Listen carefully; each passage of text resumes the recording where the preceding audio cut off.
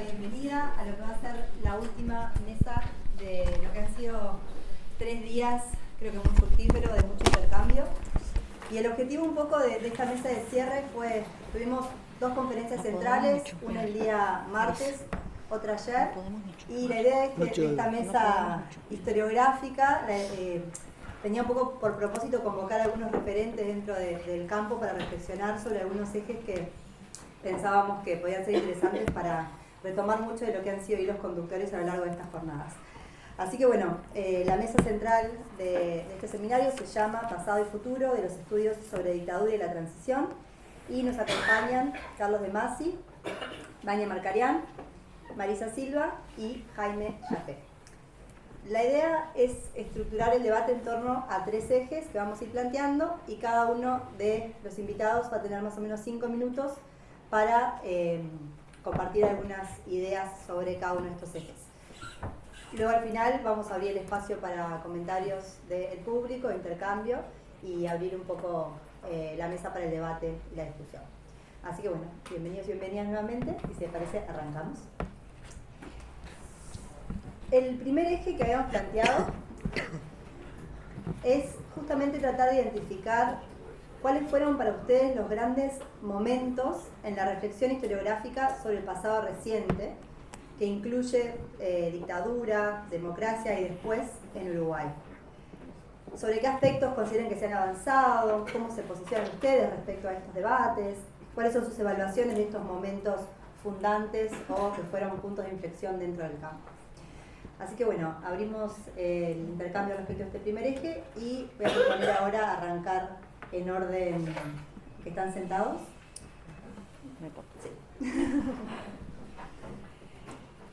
Bueno, buenas tardes a todos. Muchas gracias por la invitación a los organizadores. No es fácil este primer eje. Voy con mis 5 minutos a toda la velocidad que pueda. Este es un asunto sobre el que me parece que todos los que nos dedicamos a esto, que en líneas generales hemos venido llamando a la historia del pasado reciente, hemos reflexionado, hemos hecho esfuerzos por resumir, digamos, nuestro campo de estudios, conceptualizarlo, ver las etapas, etc. Yo en particular hice varios esfuerzos de este tipo. Recuerdo el primero con Jaime Jaffe, que está acá, y con Aldo Marchesi. Un segundo con Aldo, casi que unos 10 años después de ese, y un último mío sola a los 50 años del golpe. Y diría que estos 3 esfuerzos de síntesis, digamos, del campo han acompasado algo que podríamos llamar hitos en esto, porque bueno, la memoria funciona de esta manera, que son aniversarios redondos del golpe de Estado, en este caso, ¿no? Entonces, en el aniversario número 30, en el 40 y en el 50, hemos hecho, y yo misma he hecho esfuerzos de síntesis de esto. Dividiendo la reflexión sobre lo que con Aldo, en uno de esos artículos llamábamos la crisis de las democracias, el autoritarismo y la dictadura. Habla más alto. ¿Más alto? ¿No se escucha? ¿Sí o no? ¿Sí? Ahora mejor. Dividíamos en varias etapas, ¿no? Y decíamos algo, digo, por cómo está formulado el eje o la pregunta que planteó Gaby, la reflexión historiográfica, decíamos ahí, y lo sigo creyendo, la historia llegó de alguna manera tarde. El gesto historiográfico de esa separación entre pasado y presente, que de alguna manera la historia precisa para conceptualizar un periodo, yo creo que como tal, como constitución de un campo dentro de la historiografía, es de este milenio, de este siglo, ¿no? Antes habían predominado en sucesivas etapas otras disciplinas, la economía política, después la politología, después los estudios culturales, el psicoanálisis, qué sé yo. Ahí hacemos un repaso con Aldo de esas etapas, y mostramos también como una etapa suele iluminar lo que podríamos llamar las insatisfacciones de la anterior, ¿no? La politología vino en los años fines de los 70, en los años 80 plenamente, a preocuparse por los asuntos que una mirada más socioeconómica estructural había dejado de lado, y luego los estudios culturales y el psicoanálisis a iluminar la subjetividad o la experiencia subjetiva del periodo que se pensaba dejado de lado por una mirada más de arriba de los actores políticos por parte sobre todo de la ciencia política, los transitólogos, esto que hemos identificamos como un núcleo fuerte del análisis de este periodo. Entonces, los aniversarios y las etapas que tienen que ver también con el campo intelectual en sentido amplio, y no me voy a extender sobre el segundo punto para no pisarnos en ese sentido. Creo que estamos hoy, para marcar el momento actual, en un momento en el que se unen, me parece, dos acumulaciones, una que tiene muchas veces en intercambios hemisféricos, pero una fuerte acumulación regional, esta que tiene que ver con el estudio del pasado reciente, de la transitología en adelante, y una más transatlántica y también hemisférica, que es el estudio de la Guerra Fría, ¿no? Para los que veníamos del estudio del pasado reciente, en esa clave, digamos, el encuentro con los estudios de la Guerra Fría, o la incorporación de los estudios de la Guerra Fría como un conflicto global que se despliega en diversas escalas, nos dio la posibilidad de ampliar el marco conceptual, el marco cronológico y el marco geográfico de nuestros estudios. Y creo que ahora estamos en ese momento, que es un momento de síntesis, pero también de quiebre, que nos abre nuevas expectativas. Me pongo brevemente, para terminar de contestar las preguntas de Gaby, no sé cómo estoy de tiempo, me pongo un poco yo o mi producción en esa sucesión.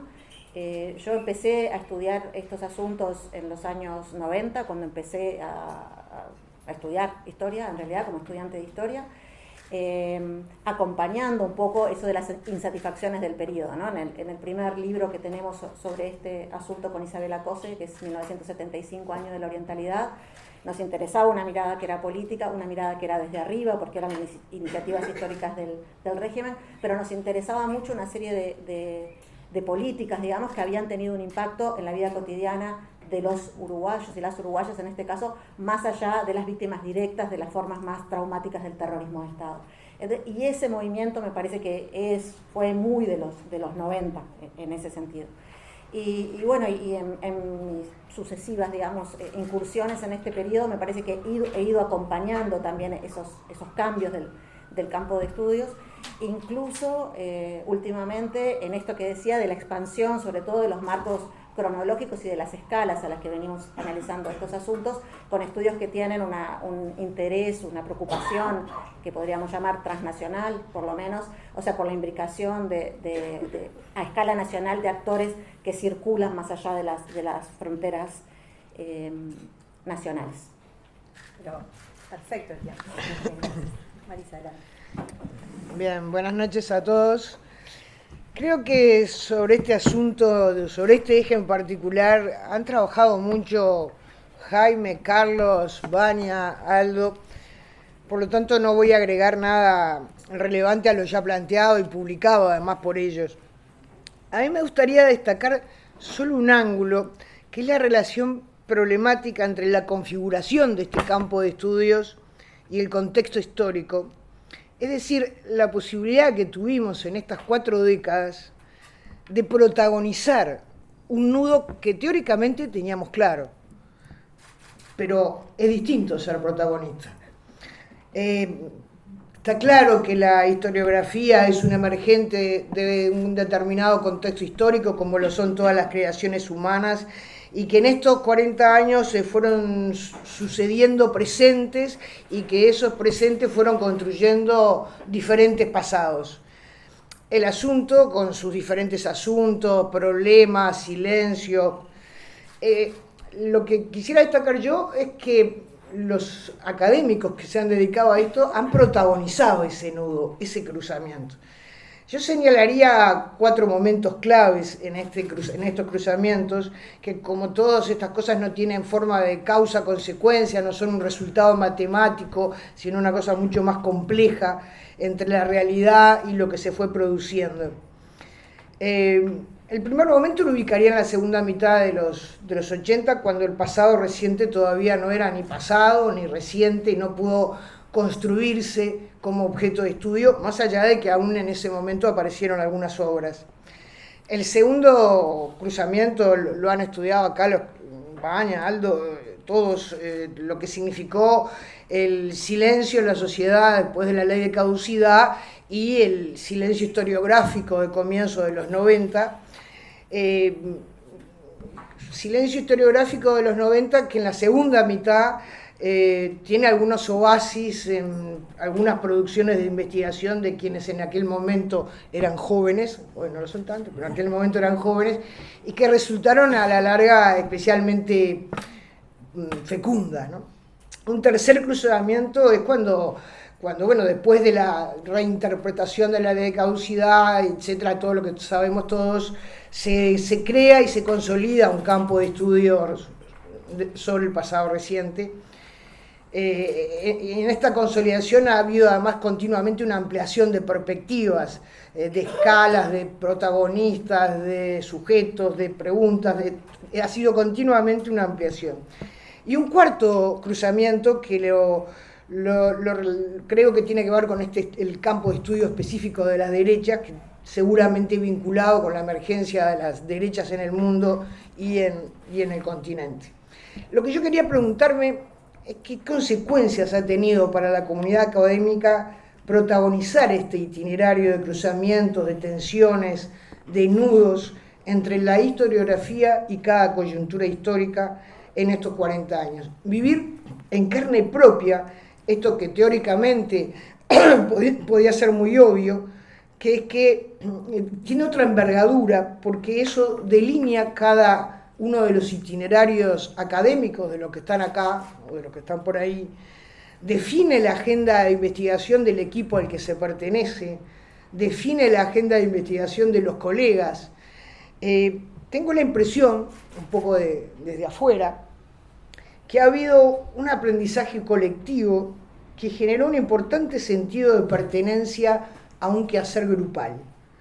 Creo que la investigación sobre el pasado reciente creó comunidad. Y cuando digo esto no quiero decir nada idílico. Comunidad implica conflictos también, implica problemas, implica muchas cosas. Implica quehacer colectivo, sentido de pertenencia a un quehacer colectivo. Creo que esta comunidad atravesó las fronteras disciplinares, atravesó las cátedras de las diferentes facultades, atravesó también las fronteras nacionales, creando una comunidad de historiadores en la región que se conocen, se leen, se influyen mutuamente, trabajan en conjunto.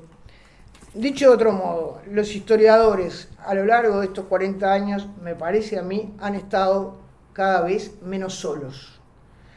Por eso digo, el objeto de estudio que hasta ahora hemos denominado pasado reciente, tal vez dejemos de denominarlo así algún día, creó comunidad. ¿Qué implicaciones tiene ese sentido de pertenencia? ¿Qué implicaciones epistemológicas? O sea, el ser una comunidad, ¿qué consecuencias tiene sobre el propio objeto de estudio? ¿Qué implicaciones académicas, personales, grupales?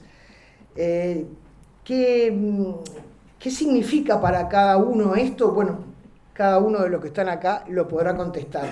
Me parecía que era importante resaltar esta construcción grupal de estos 40 años. Gracias, Marisa. ¿Cumplí? Sí, perfecto. Carlos, adelante. Bueno, ¿se escucha? Bueno, buenas noches, muchas gracias por la invitación, muchas gracias por la presencia de todos ustedes, muchas gracias por dejarme hablar tercero, porque hay muchas cosas que ya se han dicho que no tengo necesidad de explicar. Y entonces voy concretamente a retomar algunas cosas y arrancar desde allí.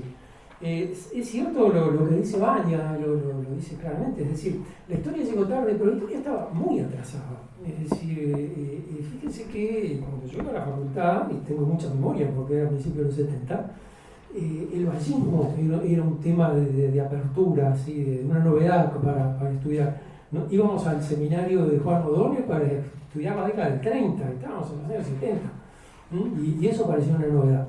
Entonces, digamos, arrancar con la historia de la dictadura, bueno, costó bastante.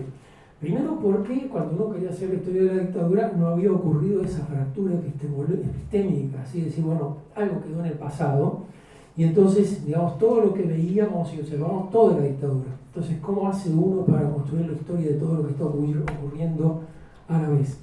Y por otro lado, digamos, las herramientas disponibles, ¿cómo hace una historia, cómo podía ser una historia más reciente en 1982-83? Y bueno, está la economía, pero la economía habla de cosas complejas y además no estaban disponibles una construcción económica, además uno no la sentía útil. Estaba la sociología, que también, digamos, era muy difícil de aplicar, y sobre todo había una cosa que era un impacto, y era, digamos, la emergencia de lo político. Y esa era una dimensión que históricamente en el estudio de la historia siempre habíamos dejado de lado, hacía tiempo que estábamos dejando de lado. Considerábamos que la política no tenía personalidad por sí misma, pero en los 80, la negociación, la apertura, los partidos políticos, todo eso nos empezó a abrir los ojos de que allí había un tema que nunca le habíamos prestado atención. Y bueno, allí los politólogos nos dieron mucha letra, es decir, allí los que empezaron a hacer historia de la dictadura fueron los politólogos. Y hoy sentía, varias veces lo dijeron, la periodización de Caetano y Rila, dictadura, esto, aquello, lo otro, no es de Caetano y Rila, es de Luis Eduardo González. Ellos lo dicen, ¿no? Claro. ¿Y dónde lo dice Luis Eduardo González? Una especie de resumencito de histórico de cómo evolucionó la dictadura hasta llegar a la transición. La preocupación de Luis Eduardo González en ese artículo no es contar la dictadura, sino explicar la transición. El artículo se llama Transición y Recuperación Democrática. Fíjense que la historia de la dictadura no aparece ni en el título. Pero, digamos, a partir de allí hay un conjunto de herramientas y de elementos que Caetano y Rila tomaron con mucha solvencia y construyeron ese primer libro de historia de la dictadura, que es un año y pico después del final de la dictadura. Es decir, ultra historia reciente. Estamos sobre los hechos, está allí. El libro aparece y es un libro plenamente de historia, cumple con todas las condiciones y está, digamos, publicado casi inmediatamente. Ese libro marca una época, prácticamente, digamos, es un hito importante en la historia de la construcción historiográfica. Pero viene seguido de lo que recién se mencionaba aquí, el silencio de los 90, es decir, allí hay un bajón importante, una etapa larga de remar en dulce de leche, la idea de que no avanzaba, no había interés social por el asunto. Baña menciona su libro con Isabela, hay uno anterior que tendrías que haber mencionado, que es el de las memorias de la historia, que es donde empieza justamente a mirar la historia como también una construcción de memoria, porque buena parte de lo que estábamos haciendo como historia era en realidad memoria social, era lo que estaba en los diarios, los testimonios de las personas, las memorias personales, ese tipo de experiencia. El segundo punto importante que a mí me parece señalar, digamos, es el momento en el cual empiezan a aparecer otros relatos. Eso yo lo ubicaría alrededor del año 2000, cuando Baña recordaba los 30 años, cuando se hizo toda aquella conmemoración de los 30 años del golpe, allí aparecieron voces nuevas por todos lados. Y hubo una movida muy fuerte, muy importante, en cuanto a cantidad de personas que movilizaron, muchos talleres, muchas mesas redondas, y sobre todo hubo mucho intercambio de experiencias que hasta ese momento había estado oculta, había estado, digamos, sin emerger. Fíjense que eso fue en junio del 2003. En abril de 2003, Jorge Valle había oficializado las conclusiones de la Comisión para la Paz diciendo esta es la historia oficial del periodo. O sea, quedaba como que ya esa etapa estaba cerrada. Bueno, allí se removió. Y por último, digamos, un tercer momento fundacional es cuando se abrieron los archivos. Es decir, allí como que la historia de la dictadura cambió de estatus, a mi modo de ver. Empezó a equilibrarse con el resto de la historia. Bueno, no era solo documentación pública, había allí documentos del Estado. La historia siempre privilegia mucho la documentación oficial. Había allí documentos estatales que mostraban muchas cosas y bueno, de allí sale por un lado la evidencia de la reconstrucción del terrorismo de Estado y todas sus prácticas, algo que ha llevado a los historiadores a ir a deponer a juicios en varios lugares. Y por otro lado abrió camino a la posibilidad de construir una historia de las derechas, porque si bien es cierto que las derechas actúan públicamente, son muy discretas. Y uno viene a descubrir que la policía, si bien no las reprimía, sí las controlaba y registraba sus movimientos. Entonces, esas aperturas y esas cosas creo que permitieron que hoy en día haya, digamos, dimensiones de la historia de la dictadura que uno puede decir, bueno, estas partes están ya bastante sabidas y queda espacio para construir otras que recién están apareciendo. Y bueno, no sé si me pasé de los 5 minutos. ¿Sí? ¿Bien? Bueno, Jaime sigue. Gracias. Bueno, yo no sé si agradecer, como hizo Carlos, el lugar que me tocó, porque ahora ya no queda nada. Nada que no sea demasiado reiterativo. Bueno, gracias a los organizadores y las organizadoras por invitarme a formar parte de esta mesa. Supuestamente yo también soy parte de la organización, pero la verdad que como ellas saben, he tenido una participación bastante marginal. Así que me considero más bien invitado. Muchas gracias. Sobre esta primera cuestión, yo básicamente coincido con los momentos que han señalado quienes me antecedieron. La pregunta es estrictamente sobre el campo historiográfico, entonces acá hay una cuestión disciplinar, ¿no? Si nosotros nos remontamos, pensamos en otras disciplinas con las cuales la historiografía interactúa, y evidentemente nos podemos ir más atrás, como hizo Baña inicialmente, pero pensando en momentos claves en la producción estrictamente historiográfica, hasta donde esto es posible, a veces los límites disciplinares no son tan tajantes, pero bueno, la producción predominantemente historiográfica, digamos, yo coincido con mis colegas en que hay un momento inicial que fue muy breve, pero que dejó una marca muy duradera y que está digamos, claramente representada por esa breve historia de la dictadura de Gerardo Caetano y José Rila, cuya marca fue tan importante que se sigue reeditando hasta hoy en día. Se reeditó el año pasado, una vez más. O sea, yo creo que lleva más de 20 reediciones y todas se agotan, lo cual muestra que no solo en su momento ocupó un lugar y cumplió una función muy importante, sino que, digamos, en cierto modo no ha sido superado, por lo menos en algunos aspectos de su propuesta, sino no seguiría siendo tan reeditado y demandado por el público lector. Y si uno mira además los listados de referencias bibliográficas de cualquier trabajo sobre la dictadura, nunca, probablemente es la obra más repetida en las citaciones. Era una crónica documentada, ¿no? Se le podrían hacer una serie de críticas lógicas. Pasaron ya casi 40 años de su publicación, pero evidentemente sigue vigente. Planteó un relato, una forma de narrar la dictadura, sobre todo en términos de periodificación y reconocimiento de hitos, que retomaba y reproducía la que Luis Eduardo González había propuesto pocos años antes, y la documentaba y la narraba al estilo más historiográfico, ¿no? de reconstrucción de procesos, en los cuales se recomponía la configuración de actores, que en cada uno de ellos jugaban ciertos roles más o menos destacados. Pero a veces nos olvidamos que tenía una segunda parte, sigue teniendo, perdón, porque se sigue reeditando y no se la quitaron, que era estrictamente analítica, donde ellos tomaban un corte más bien, digamos, temático, y agarraban grandes asuntos que atravesaban toda la dictadura. En un ejercicio también típicamente historiográfico, que es el de primero, por un lado hacer la reconstrucción narrativa de los procesos en forma más o menos respetuosa de la cronología, moldeando cierta periodificación, y luego haciendo un análisis más bien temático. Esa obra, quizás en el campo historiográfico, ha sido muchas veces criticada por su forma, vamos a decirlo así, partidocrática de mirar el momento de la transición. Yo creo que es una crítica un poco injusta, no solo a esa obra, sino a otros análisis posteriores sobre el periodo, porque cuando uno mira la segunda parte del libro, allí el mapa, el repertorio de actores, de ninguna manera se circunscribe a los partidos políticos.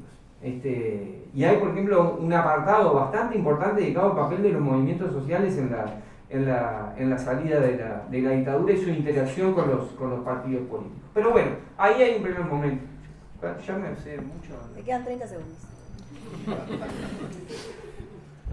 Hay dos momentos más, yo creo que en esto coincido con mis compañeros. Después de ese relativo silencio, que no fue tal de los 90, porque cuando uno hace el repaso hay producción en los 90, pero ese momento que emerge toda la temática de la memoria, la interacción entre memoria e historia, los cruces, los cortes, las diferenciaciones entre memoria e historia.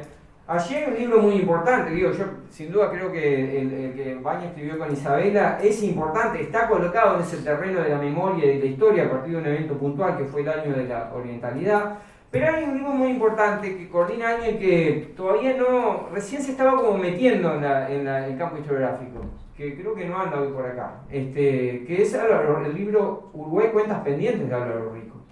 Porque ese libro coloca una cuestión central y es que va a ser configurativo y central en el campo de lo que después pronto se va a llamar historia reciente, que es que muchas de las características y los problemas de la nueva democracia que Uruguay estableció a partir de 1985 tienen que ver con la forma en que se resolvieron o no se resolvieron en la transición ciertos problemas. Y esas cuentas pendientes que Álvaro planteaba en el título de ese libro compilado, tenían que ver con los asuntos no resueltos por la transición del régimen político. Entonces yo creo que ese es un libro clave que es como un antecesor de la segunda etapa, que es sin duda la que se abre a partir del año 2000, 2001, 2003. 2003 voy a decir ahí. Ahí se hizo, en el entorno de los 30 años del golpe de Estado, se hizo un gran evento que organizó la Universidad de la República.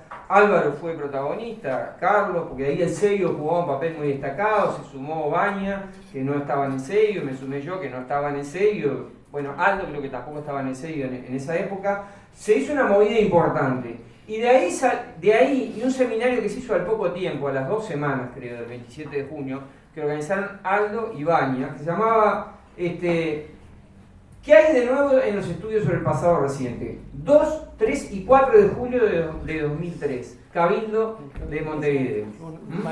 De ahí yo no estaba, pero era organizadora, no estaba en el país. De ahí nace un libro que se llama Pensar la dictadura, ¿te acuerdas? ¿Era así? No, el presente de la dictadura. El presente de la dictadura. El presente de la dictadura. Y yo creo que ahí hay un mapa de temas que se van a desarrollar en los años siguientes.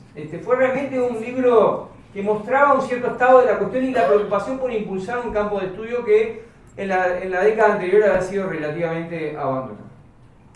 Bueno, y el tercer momento es el actual, del cual ya se habló, capaz que vuelvo a él sobre en la siguiente ronda, pero ahí me parece que hay dos fenómenos, el de la gran diversificación temática que se ha producido en los últimos años. ¿Querés que presente el siguiente eje y ya seguís? ¿Hacemos al revés ahora? ¿Empiezo yo? ¿Te parece? Claro. Sí, que te veo inspirado. El eje 2... Es forma elegante de decirme que estoy repasado.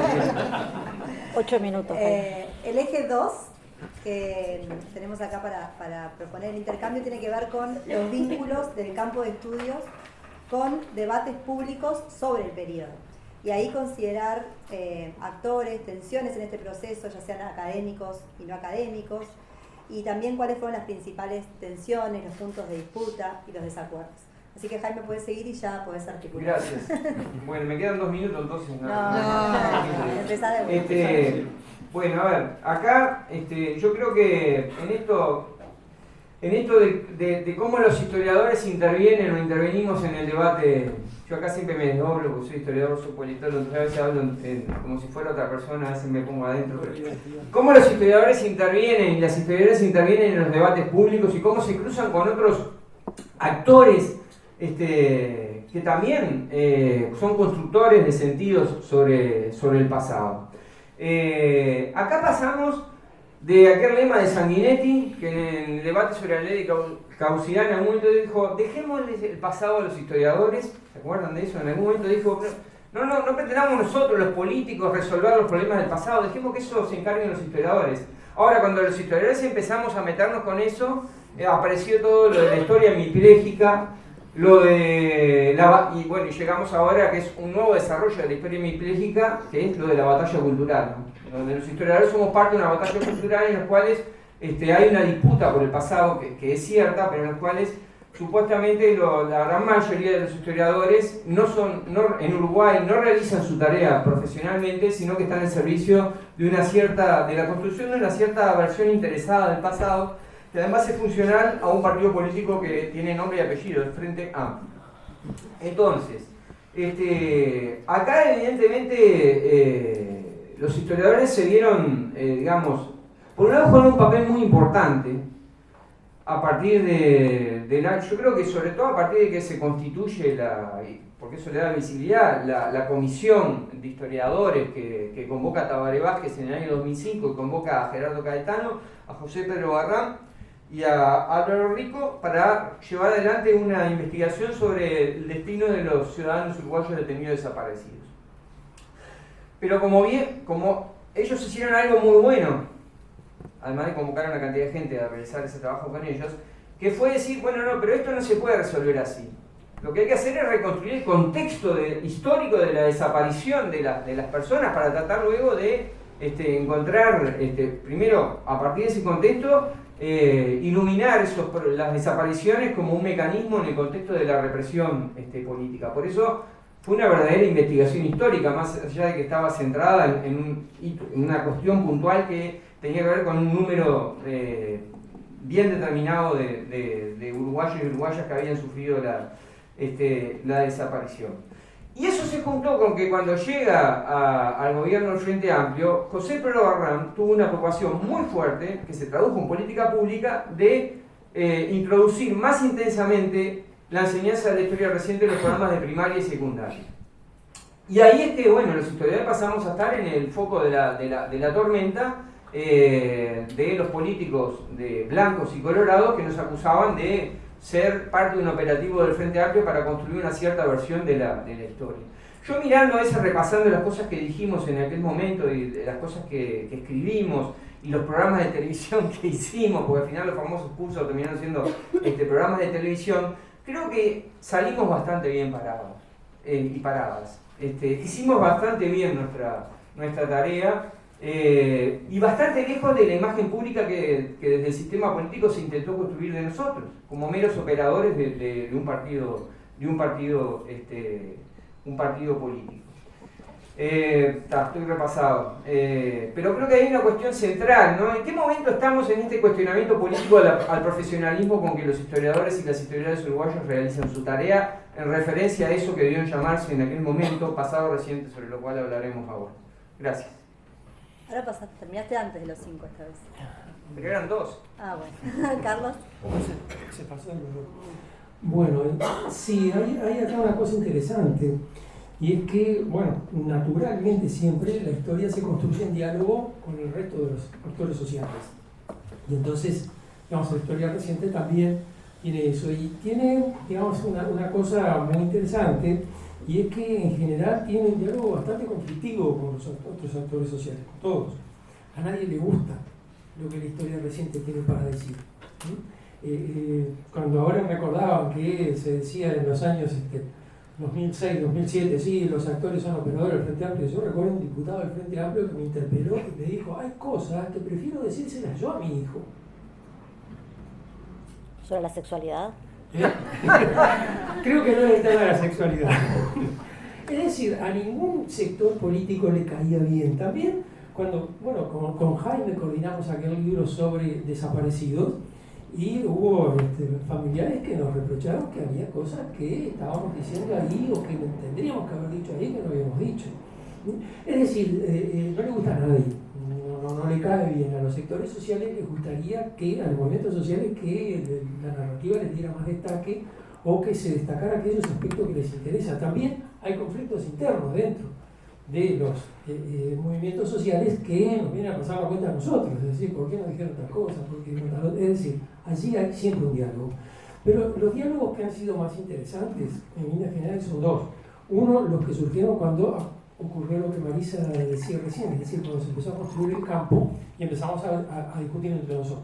Es decir, cuando había diálogo, cuando había interlocución, cuando había más de 2 personas que estaban ocupando el campo. Y de allí, digamos, es donde, bueno, empezaban a aparecer los temas más interesantes, ¿no? Desde cuestionamientos fuertes con respecto al hecho de que, bueno, estábamos elaborando una historia oficial, de hecho, porque solo estamos manejando los archivos que el Estado nos abría, y no nos abrió todos, pero por otro lado, como decía Jaime, bueno, agarren los archivos, material que encuentren allí es de libre disponibilidad. Eso por un lado. Por otro lado, bueno, ¿hacia dónde teníamos que avanzar dentro de ese maraña de archivos? ¿Qué hacíamos? ¿Qué decíamos de los desaparecidos que con toda evidencia estaban militando en un grupo militar en Argentina. ¿Cómo le decimos, por ejemplo? ¿Cómo llamarlo? Ese tipo de debates y de cuestionamientos se nos fueron planteando y bueno, de alguna forma se fueron resolviendo. Y sin duda, las estrellas de esta etapa son los partidos políticos, sobre todo algunos dirigentes políticos, particularmente Sanguinetti, que parece haberse adjudicado la tarea de ser un poco el relator oficial de una versión de la historia. Es interesante porque Jaime recordaba que en el año, allá con el debate de la ley de caducidad, en el 88-89, Sanguinetti decía que la historia había que dejársela a los historiadores. Pero cuando él dejó la presidencia, hizo algo así como un libro de historia, que nadie recuerda, que se llama El temor y la impaciencia, donde describe, digamos, algo así como manual para hacer transiciones exitosas. Miren qué lindo que me salió, hagan así, tienen que hacer como yo hago. Ahora, cuando se abrieron los archivos, cuando salió, digamos, quedó a la vista el terrorismo de Estado, cuando se empezó a difundir todo esto en las aulas y se transformó en política de Estado, de gobierno, la enseñanza, bueno, allí decidió Sanguinetti que los historiadores no estábamos haciendo un buen trabajo sobre el pasado y empezó ahí a construir la historia. Allí publicó 2 libros, uno, La caída de la democracia, y el otro, La reconquista. La agonía de la democracia, gracias. Y creo que ya estoy terminando, pero solo un detalle, digamos, que es llamativo, y es que siempre que uno quiere construir la historia de la dictadura en clave de 2 demonios, nunca puede contar la dictadura. Sanguinetti cuenta el golpe de Estado y cuenta la transición, y el medio le queda vacío. Y no es el único caso, el diario El País editó toda una serie de fascículos sobre la historia reciente, y justo el de la dictadura empieza con el golpe de Estado y con lo que se acuerda ya está en la transición. Es decir, allí hay, digamos, un vacío que deja en evidencia una determinada manera de ver el pasado, que deja un punto ciego justamente cuando está interesante.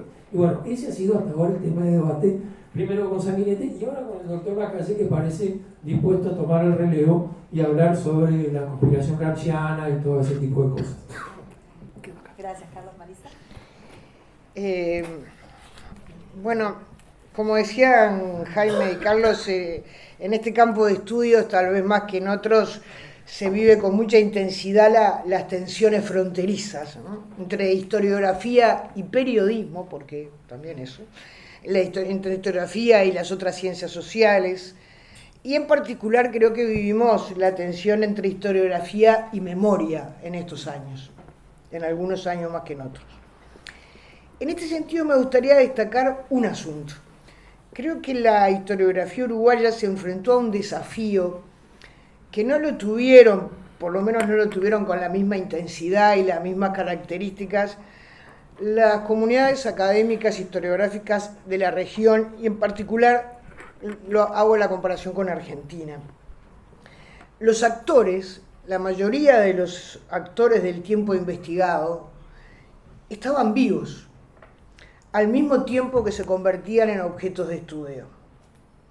En Uruguay, los actores, y cuando digo actores me refiero a personas, a partidos políticos, a movimientos sociales, a instituciones culturales, a medios de comunicación, vivían, actuaban en cada uno de los sucesivos presentes en estos años, generaban acciones y discursos, cambiaban, se iban modificando, se fueron modificando en todos estos años, daban testimonio sobre el pasado en el mismo espacio público en el que las historiadoras y los historiadores estaban investigando, publicando, debatiendo.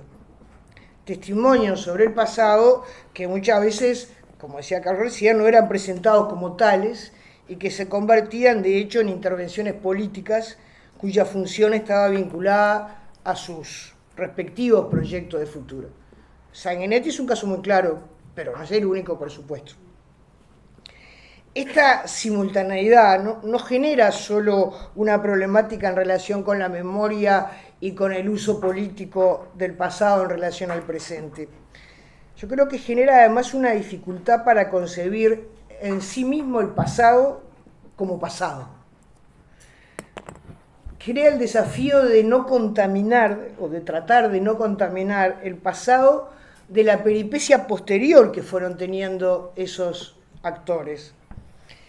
Y esta problemática no solo es válida para los que hablan, para los que se escuchan, también tiene que ver con los silencios de los sucesivos presentes, los silencios de los protagonistas, los grados mayores o menores de invisibilidad, también pudieron contaminar las preguntas sobre el pasado. Incluso creo que hubo algunos silencios en algunas coyunturas contagiosos. Como ya se sabe que los silencios en general son contagiosos. Pero creo que hubo algunos silencios que pudieron contagiar por un tiempo a los historiadores. Este desafío lo es para el historiador o la historiadora, pero en definitiva la historiadora, el historiador tiene el oficio de trabajar sobre la otredad, que eso es el pasado, la otredad. De ver el pasado como algo distinto al presente. Pero sí creo que esta simultaneidad de voces en el espacio público ha sido una de las claves para entender la dificultad en la escucha a los historiadores. Creo que este desafío de estudiar a los vivos hizo más complejo el puente entre la academia y la sociedad. Es una de las razones, me parece, de que la sociedad uruguaya tuviera especiales dificultades en algunas coyunturas para concebir al historiador del pasado reciente como eso, como un historiador o como una historiadora. Podría contar una anécdota de una oyente, yo escuchando a Baña en una radio y el locutor hablando de la edad de Baña.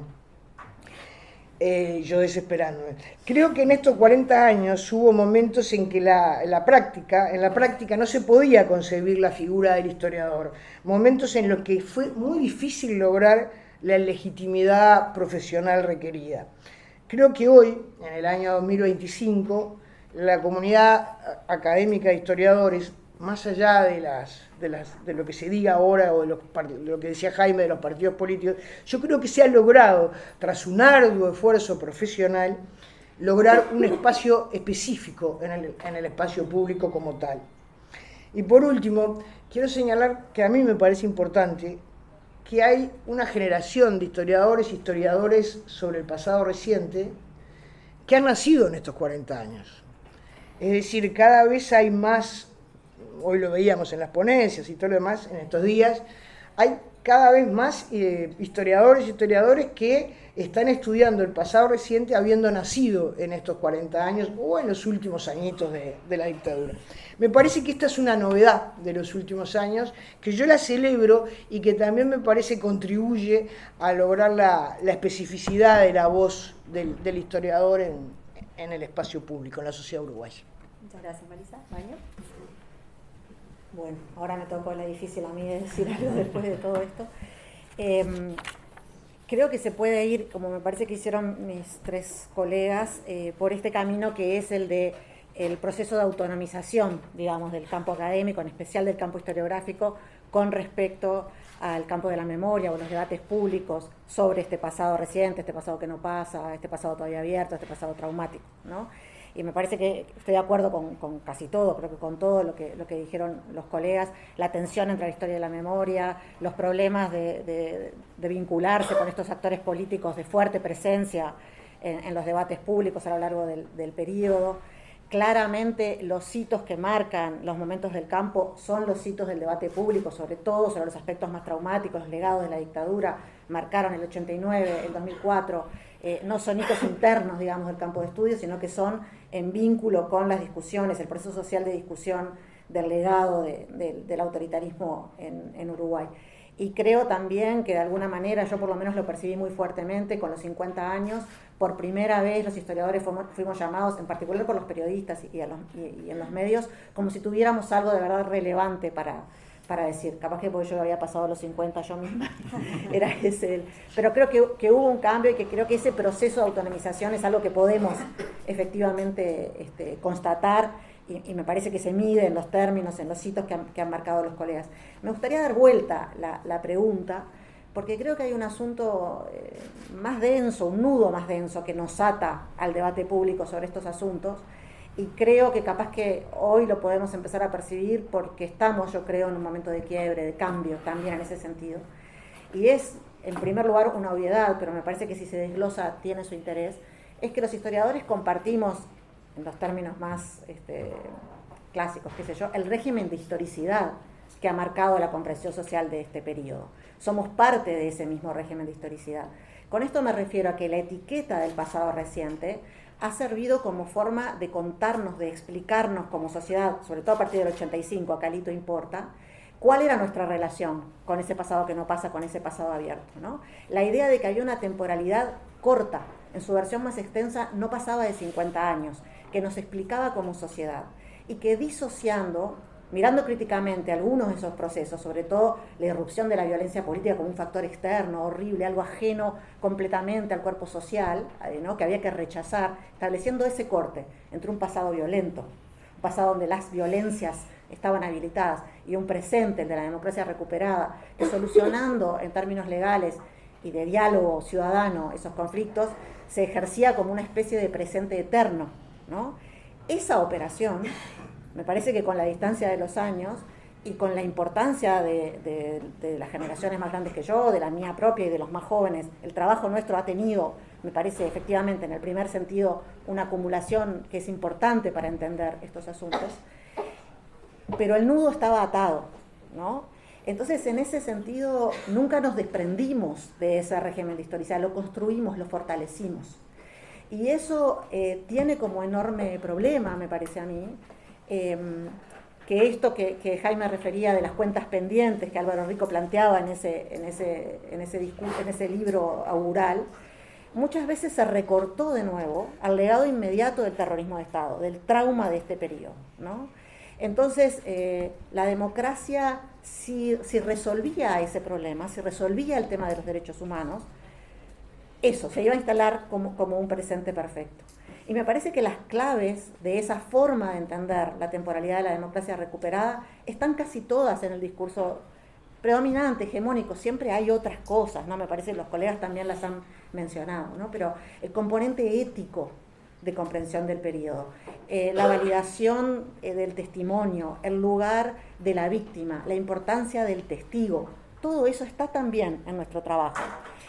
Complejizado por las herramientas de nuestro oficio, por el lugar del archivo, por la mirada crítica, por la confrontación de testimonios, todo esto también está, pero muchas de esas claves nos caben las generales de la ley, quiero decir. Y me parece que hoy, a 50 años del golpe, a 40 de la democracia recuperada, mirar, no solo diferenciarnos de los políticos, no solo establecer, y a veces lo hacemos con una sorna excesiva, creo, ese lugar, que es el de Sanguinetti, pero que en una medida distinta también es el de Tabaré Vázquez, cuando dice en su discurso, donde abre la posibilidad de hablar del artículo 4 de la ley caducidad de la pretensión punitiva del Estado y de convocar arqueólogos e historiadores para esto, dice las rémoras del pasado, y convoca historiadores, porque esto está en el pasado, en un pasado reciente, en un pasado que no pasa, en un pasado abierto, en un pasado traumático, pero es un gesto de dejar, distinto al de Sanguinetti en su valoración, pero similar en esto de construir una temporalidad corta que a su vez los historiadores reforzamos. Yo creo que ahí hay una clave de novedad, digamos, en cómo podemos mirar esto. Entonces, lo que quiero decir, ¿estoy bien? Es, efectivamente, hay un proceso de autonomización, de institucionalización, de consolidación del campo de estudios que se expresa en las maestrías, en las revistas, en las becas, en los fondos de investigación. Todos nosotros de este lado de la mesa, y bueno, muchos que andan por ahí, recordamos las primeras veces que nos presentábamos a fondos de investigación, fracasamos con enorme éxito. No nos daban plata para investigar el pasado reciente, ni la CSIC, la ANI no existía todavía, pero era muy difícil, ¿no? Y en un momento empezamos a ganarlas todas, porque se institucionalizó, se validó, se legitimó, de repente lo que teníamos para decir, y los 50 años demostraron ese lugar. Creo que reconocer ese otro, ese entretejido denso entre la construcción del tiempo historiográfico y la construcción del tiempo social para explicar las crisis de la sociedad uruguaya en esta temporalidad corta, está marcando hoy un lugar de ruptura que nos cuesta analizar. Con Aldo estamos intentando escribir sobre eso y da mucho trabajo percibir, digamos, ponernos nosotros en la historicidad que hemos a veces logrado construir para otros actores, pero que nos ha sido esquiva con respecto a nuestro propio aporte. Y creo que la participación de los historiadores como peritos en juicios, creo que la participación de los historiadores en las comisiones a las que refirieron los compañeros, y digo nosotros, porque yo también he participado de esos espacios, muestra ese vínculo denso.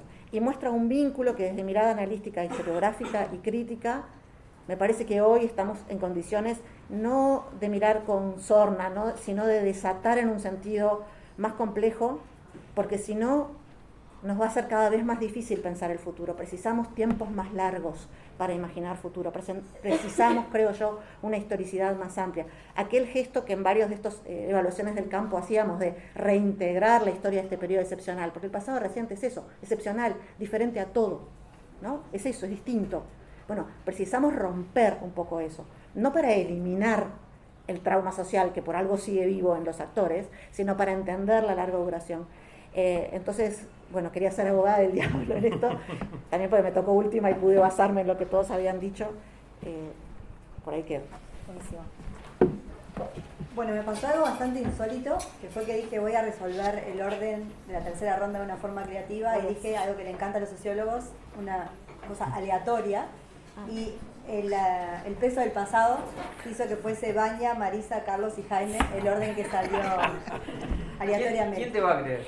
Eso, saqué una foto por las dudas, porque está acá, mirá, lo dejé, porque iba a dar para la sospecha. El tercer eje que definimos es principales tareas pendientes o preguntas que quedan por contestar, obstáculos, digamos. ¿Cuál es la vigencia actual de la categoría del pasado reciente? Hablar de restauración, recuperación, nueva democracia. Así que bueno, adelante, Vania. Bueno, no me dio tiempo ni de tomar aliento. La sinceridad brutal tuya, podrías haber mentido también. Sabés que estuve tentada en el momento a manipular, pero no. Así somos. Bueno, creo que voy a seguir, digamos, con lo que venía diciendo. Me parece que estamos efectivamente, los dos ejes de este eje, los dos subejes, digamos, vigencia de la categoría del pasado reciente, restauración, recuperación, una democracia, van justo por el camino sobre el que estaba intentando avanzar. Yo creo, no se decreta que algo caducó, que dejó de ser vigente. Creo que si estamos acá convocados por la categoría es por la etiqueta, digamos, del pasado reciente, siendo todos conscientes de que de muchos de los asuntos que estudiamos han pasado 6 décadas, 5 décadas, 4 décadas. No es tan reciente, digamos, es la misma distancia que había en los años 30, en los años 70 y 80, cuando se estudiaban los años 30, ¿no? Yo siempre digo, cuando, yo qué sé, ahí en esa época se hablaba de la Segunda Guerra Mundial, no se le decía Guerra Fría, digamos, no se le decía pasado reciente al corte de la Guerra Fría en ese momento, y la distancia temporal es la misma que hoy nos separa del fin de la Guerra Fría, al que sí consideramos como algo súper reciente. O sea, hay algo de la marca de esa historicidad que determina los debates públicos de nuestra contemporaneidad, que demuestra para mí que la categoría tiene en ese sentido vigencia. Creo que la categoría es a lo que iba y es lo que estamos, miro a Aldo porque hemos intentado ordenar esto con mucho trabajo, digamos, dado trabajo y hemos discutido en tono elevado en algunos momentos entre nosotros mismos, intentando ordenar, escribir esta sensación. Me parece que el presente de caos, ¿no?, en el que nos está costando tanto trabajo ordenar lo que está pasando, darle sentido a lo que está haciendo Trump, todo eso, en parte nos requiere revisar la categoría. Creo que sí. Revisar la categoría en este sentido de tiempo corto, ¿no?, en esta temporalidad corta que parece determinar que si resolvemos esos conflictos, en clave de nuevo ética, muchas veces moral, muchas veces víctimas y victimarios, la impronta fuerte del lenguaje de los derechos humanos, la nueva agenda de derechos como una expansión del lenguaje de los derechos humanos, que ha dejado afuera el tema, por ejemplo, de la igualdad en nuestra discusión, el tema del cambio social radical ha quedado afuera de esta discusión, porque en los términos en que el pasado reciente, de nuevo, de modo hegemónico o de modo predominante se ha establecido, no da lugar a esas discusiones. Y hay un montón de discusiones de la modernidad, esto es la temporalidad larga, que es la relación entre capitalismo y democracia, la relación entre desigualdad y orden social conservador. Esas para mí son discusiones que ya no podemos discutir en 4 o 5 décadas, que no tienen sentido en 4 o 5 décadas.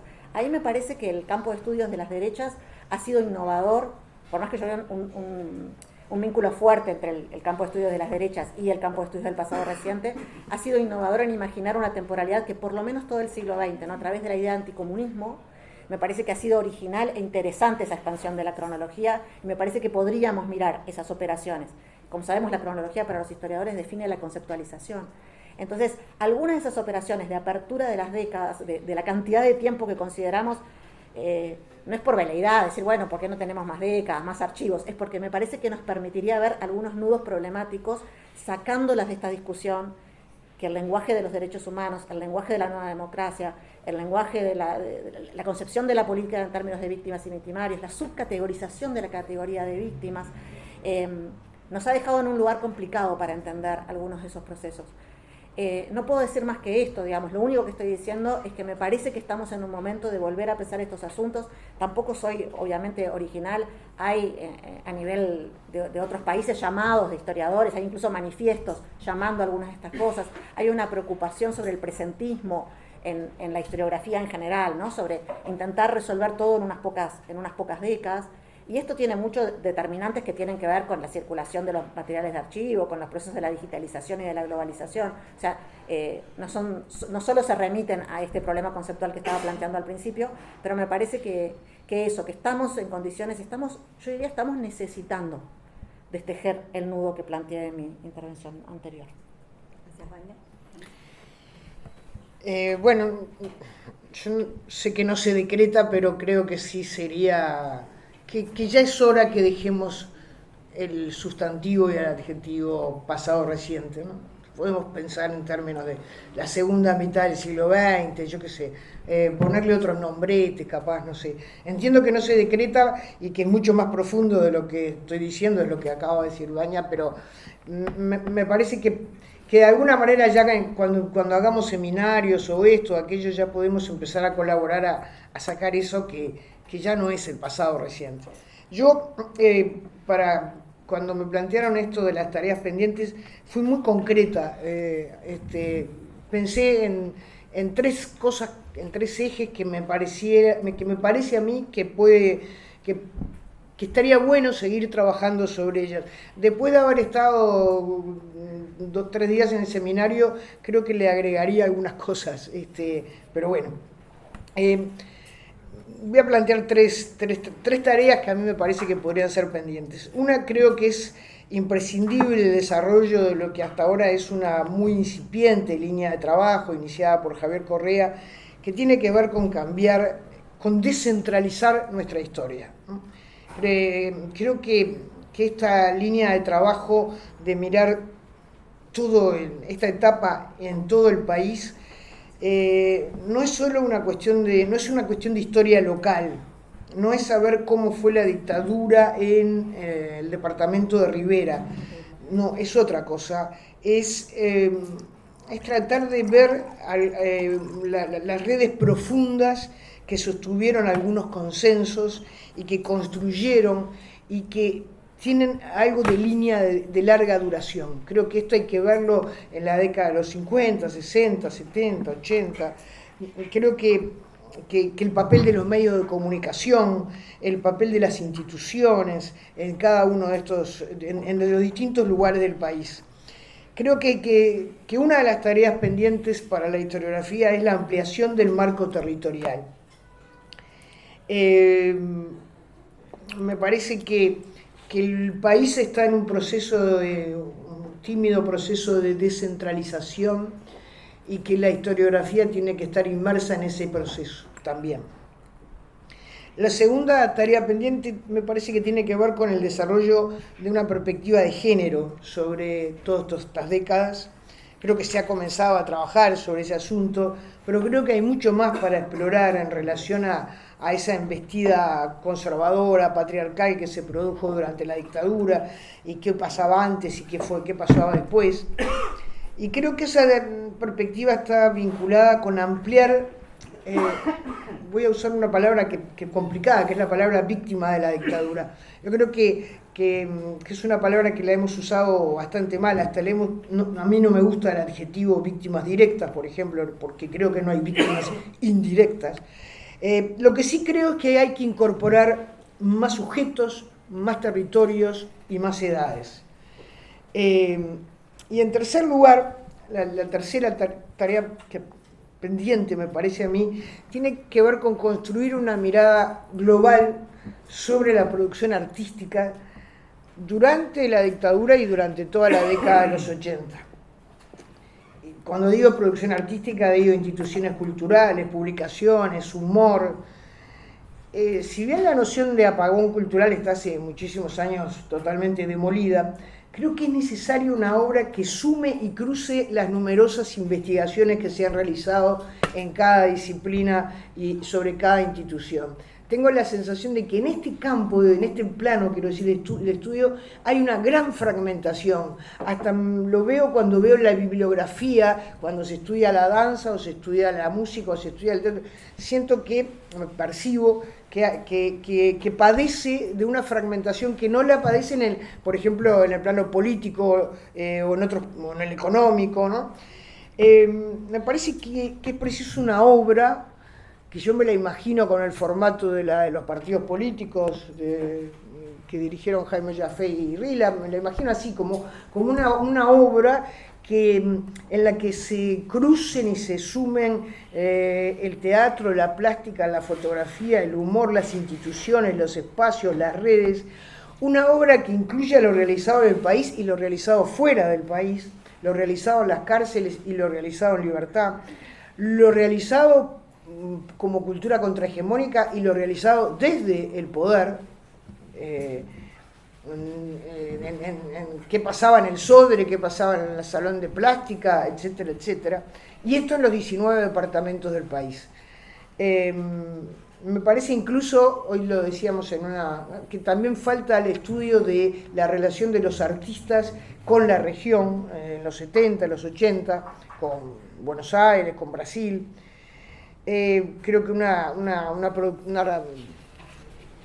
comparación, un análisis de las relaciones de los artistas uruguayos con los artistas de la región puede ser muy fecunda en esta época. Entonces yo ubicaría esas tres tareas pendientes, una en relación a la producción artística y en general la simbólica, otra en relación a la perspectiva de género y otra en relación a una historia que yo la quisiera más descentralizada. Muchas gracias, Carlos. Bueno, yo voy a empezar por la segunda parte, entre restauración, recuperación y nueva democracia, voto por nueva democracia. En una medida porque todos estos temas que se están planteando ahora, todas estas interpelaciones que la sociedad hace a los historiadores, en la que estamos acá en el foco, después de la caída, del final de la dictadura, nunca se hubieran planteado en los años 50. Así no habrían tenido lugar. Y acá voy un poco a lo que se estaba planteando. Es decir, yo coincido con Baña que la categoría pasado reciente no es una referencia cronológica, sino que es un elemento conceptual. Es decir, pasado reciente es no lo que ocurrió hace poco, sino lo que todavía está presente. Y hace un rato en una de las mesas alguien recordó que en Buenos Aires que habían dicho que la dictadura estará presente mientras no aparezca el último desaparecido. Bueno, para nosotros el pasado reciente seguirá siendo reciente mientras esas cuentas no se salven. Pero es cierto que la expresión pasado reciente nos plantea un problema, sobre todo ahora que uno siente que el pasado reciente ya no es tan reciente. Es decir, con llamarle pasado reciente, reproducimos a nivel local el problema general de la historia después de la historia contemporánea. ¿Cómo se llama la historia europea después de la historia contemporánea? Y se llama historia del siglo XX. Y cuando se termina el siglo XX y le ponemos historia reciente, no, historia del tiempo presente. Y si no le ponemos historia inmediata, basta, ya al final, digamos, la cantidad, el repertorio de etiquetas se nos está agotando. Va a haber que pensar alguna cosa nueva. ¿Por qué? Porque yo coincido de que se estamos viviendo, digamos, una época como de cambio. Y hay una referencia que a mí me sirve un poco para marcar eso, que es la siguiente. Norbert Lechner escribió allá por la segunda mitad de los 80 un libro notable que se llama Los patios interiores de la democracia, donde describía la subjetividad construida a partir de las dictaduras. Y entonces armaba allí, bueno, qué cosas la dictadura había obligado, había hecho dejar de lado, cuáles de las ideas de los intelectuales que terminaban los años 60 habían quedado por el camino, por qué habían quedado por ese. Un libro notable, en el cual uno lo leía y encontraba, digamos, que esa construcción de subjetividad era claramente compartida. Pero ya no lo es. Es decir, para muchos jóvenes de ahora, la dictadura es un referente distante. Cuando yo nací, hace ya mucho tiempo, el fascismo parecía una referencia distante y hacía 20 años que Valle Ordóñez había muerto. Es decir, ese pasado, lo que ocurrió antes de que uno naciera, forma parte de la historia remota. Y entonces no se puede compartir esa subjetividad si uno no tiene el sustento de la experiencia que la pueda mantener. No sé si soy claro con esto. No sé si resulta.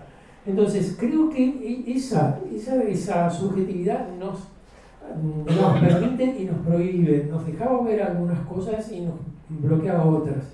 Y los que vienen, digamos, ya con otra cabeza, con otras experiencias, con otro repertorio, ven cosas que nosotros no veíamos. Y no ven cosas que para nosotros son evidentes, ¿no? Nadie ve todo.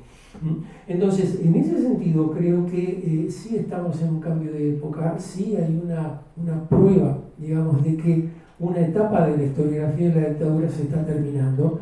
No sé cómo será la próxima, pues no la puedo ver todavía, pero seguramente nos va a sorprender porque va a ser bastante diferente de la que hemos estado acostumbrados a practicar hasta ahora. Gracias, Jaime. Gracias. Bueno, voy a tratar de ir directo a las dos preguntas.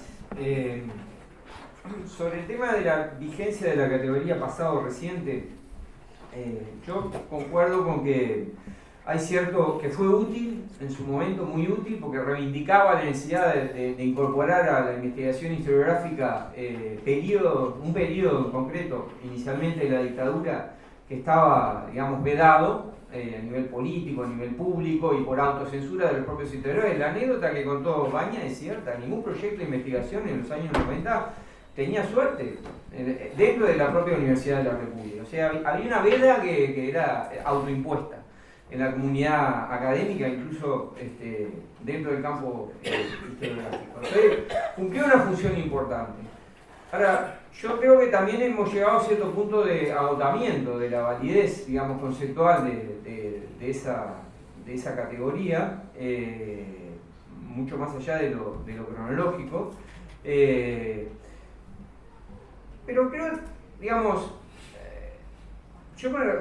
hay una inconformidad con la categoría historia reciente o pasado reciente o historia del pasado reciente, que se manejan las tres como más o menos de forma, digamos, como si fueran sinónimos, que viene de bastante atrás. Recuerdo puntualmente, cuando lanzamos la revista Contemporánea en el año 2009, en la nota de los editores que escribimos a 6 manos, hay una frasecita que creo que la propuso Aldo, que decía que uno de los propósitos de la revista era devolver la historia reciente al campo de la historia contemporánea. Y eso es mucho más que una frase. Eso que ya 2009, o sea, ha pasado mucho tiempo. Entonces yo creo que hay algo de eso, es decir, como que muy tempranamente empezamos a sentir como que nos dejaba, bueno, esto que decía Baña, que historia reciente remitía inevitablemente a una cronología demasiado corta para entender procesos que eran y habían sido y siguen siendo largos, mucho más largos que la dictadura. Por eso muy rápidamente, además, el campo de los propios estudios de la dictadura se empezó a ir hacia atrás, y primero fue el 68, después el 59, luego el 47, y no sabemos hasta dónde vamos a llegar, o ya en los estudios de la derecha se está llegando bastante más atrás, a los años 20, y se empezó a correr para acá, porque digo, bueno, pero la dictadura es mucho más que, digamos, no es un fenómeno histórico que termina estrictamente, en términos de interpretación histórica en el 85, es decir, tiene efectos muy fuertes sobre la democracia restaurada o la nueva democracia, y ahí voy a la segunda pregunta. Yo también voto por nueva democracia, porque si bien creo que es cierto, cuando hablamos de restauración democrática o de recuperación democrática, hay una parte estrictamente cierta. Se restableció un régimen político que había sido, digamos, quebrado, digamos, evidentemente en el año 73. Y en el año 85 se restablece ¿qué? Un régimen político de tipo democrático. Eso es estrictamente cierto. El problema es que la democracia post-85, además de que todavía no era una democracia plena, hasta por lo menos el año 89-90, pero bueno, eso es otra discusión, no había nacido una elección limpia, competitiva, donde no hubo candidatos prohibidos ni partidos prohibidos. Cualquier manual de ciencia política dice que para que haya democracia tiene que nacer una elección limpia. Bueno, el 84 no fue en el sentido de una elección integralmente democrática. Pero bueno, la cuestión es que, aun cuando no problematicemos eso, digamos, sí, en el 85 arranca un régimen político democrático pleno, aun cuando lo dijéramos. No está bien hablar de restauración, porque no es la misma democracia. No es la misma democracia del 72, del 71, del 68 ni del 59. Es otra democracia, es una democracia diferente. Es una democracia donde, a diferencia del periodo pre-73, para empezar, el consenso democrático entre los actores sociales y políticos es evidente. Y es evidente también que no existía antes del 73. Ni en el 59 ni siquiera existía ese nivel de consenso democrático. Entonces, y solo pongo ese punto, y hay muchos más, para decir que es una democracia distinta, y en ese sentido me parece que describe más adecuadamente la situación hablar de una nueva democracia, aunque lo que se restablece, restaura, recupera es un régimen político democrático. Gracias. Gracias, Jaime. Tiempo perfecto. Empecé mal, terminé bien. Con la práctica. Bueno, nos queda un ratito, unos minutos, y la idea era poder abrir un poco a preguntas, comentarios, cosas que se hayan despertado a partir de este intercambio, que me parece que fue muy rico, y después darle capaz que un minuto de cierre a cada uno. Cansado. Estoy cansado.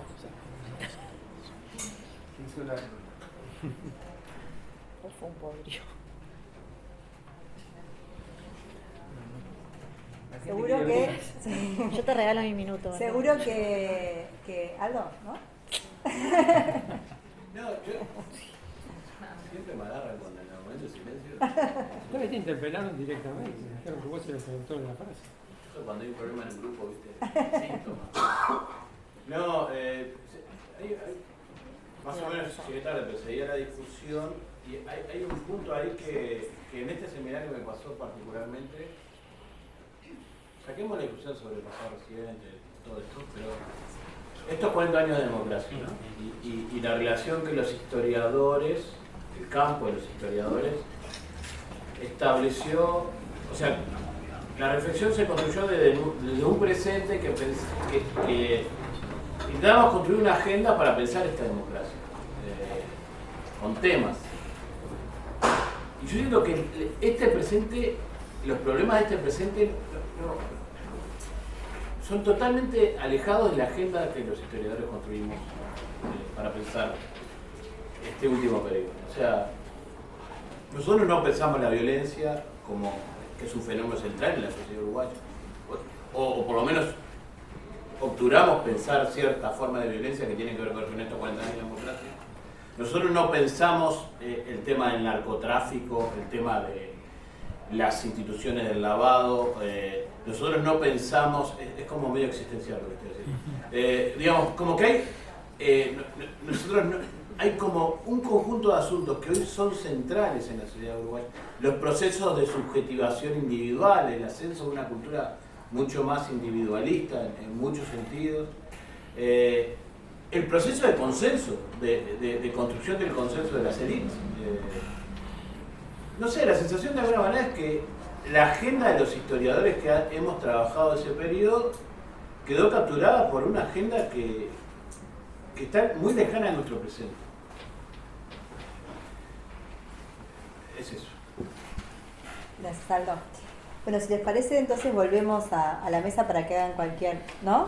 Yo Un no comentario. Por mí suficiente. Gracias. Bueno, entonces agradecer muchísimo, creo que fue un rico intercambio.